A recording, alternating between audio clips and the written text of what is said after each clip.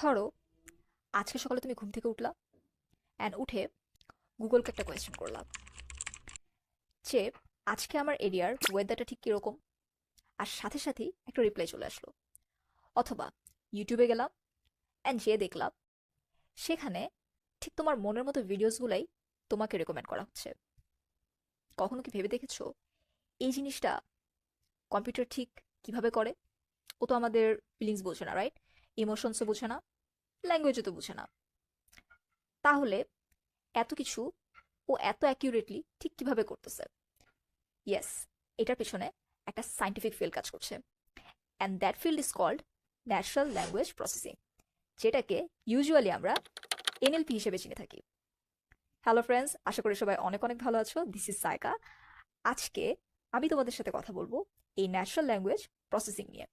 যারা একদম বিগিনার লেভেলে আছি অথবা সিএসসিতে, তারা প্রত্যেকেই এই 5 মিনিটের ভিডিওতে ন্যাচারাল ল্যাঙ্গুয়েজ প্রসেসিং সম্পর্কে একটা সুন্দর বেসিক আইডিয়া নিয়ে নিব আজকের ভিডিও থেকে। প্রথমেই আসি, what is natural language processing অথবা এনএলপি কি? ন্যাচারাল ল্যাঙ্গুয়েজ প্রসেসিং এই টার্মটাতে খেয়াল করলে এখান থেকে আমরা দুইটা সেগমেন্ট পাই। Number one is natural language and another one is processing.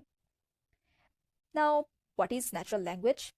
Natural language হচ্ছে এই যে তোমরা রেগুলার বেসিসে বিভিন্ন ল্যাঙ্গুয়েজ ইউজ করো না, বাংলা, ইংলিশ, আরবিক, এই সবগুলোকেই বেসিক্যালি ন্যাচারাল ল্যাঙ্গুয়েজ বলা হয়। Now come to talk about processing. প্রসেসিংটা হচ্ছে এই ল্যাঙ্গুয়েজগুলোকে অ্যানালাইজ করা, বোঝা, অ্যান্ড দেন সেই অনুযায়ী রিপ্লাই ব্যাক করা। তাহলে অ্যাজ আ হোল এনএলপি হচ্ছে এমন একটা টেকনোলজি যেটা কম্পিউটারকে আমাদের ল্যাঙ্গুয়েজ বুঝতে, শিখতে এবং সেই অনুযায়ী রিপ্লাই ব্যাক করার জন্য ব্যবহার করা হয়। এই জিনিসটাকে আরেকটু সহজে বোঝার জন্য আমরা একটা চাইল্ড লেভেল অ্যানালজি ব্যবহার করতে পারি।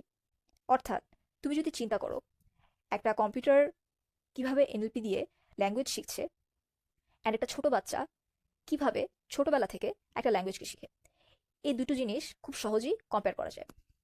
যদি চিন্তা করি, যখন একটা ছোট বাচ্চা প্রথম থেকে ল্যাঙ্গুয়েজ শেখা শুরু করে, সে প্রথমে কি করে?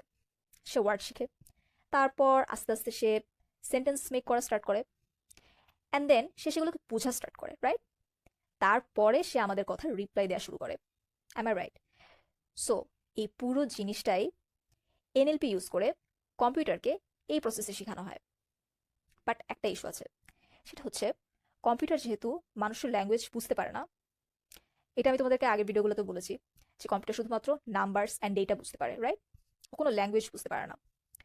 সো সেই কারণে এনএলপিতে বিভিন্ন ধরনের পাইপলাইন ইউজ করে আমরা কম্পিউটারকে কম্পিউটারের মতো করে আমাদের ল্যাঙ্গুয়েজটাকে বুঝাই। সেগুলোকে নিয়ে আমরা নেক্সট ভিডিওতে অনেক অনেক কথা বলবো।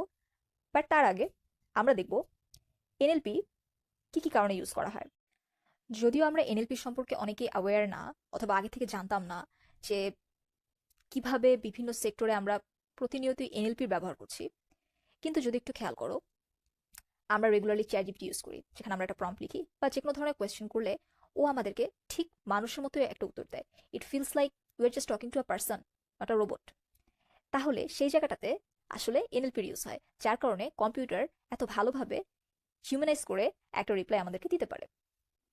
এটা ছাড়াও প্রতিনিয়ত আমরা যে ট্রান্সলেটর ইউজ করি অথবা voice assistant, whatever you use, সব জায়গায় এনএলপির একটা ব্যবহার রয়েছে।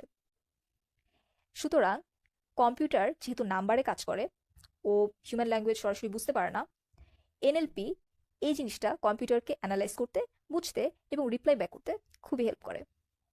সুতরাং আজকের ভিডিওতে আমরা জানলাম এনএলপি কি, এনএলপি কোথায় কোথায় ইউজ হয় এবং এটা কেন ব্যবহার করা হয়।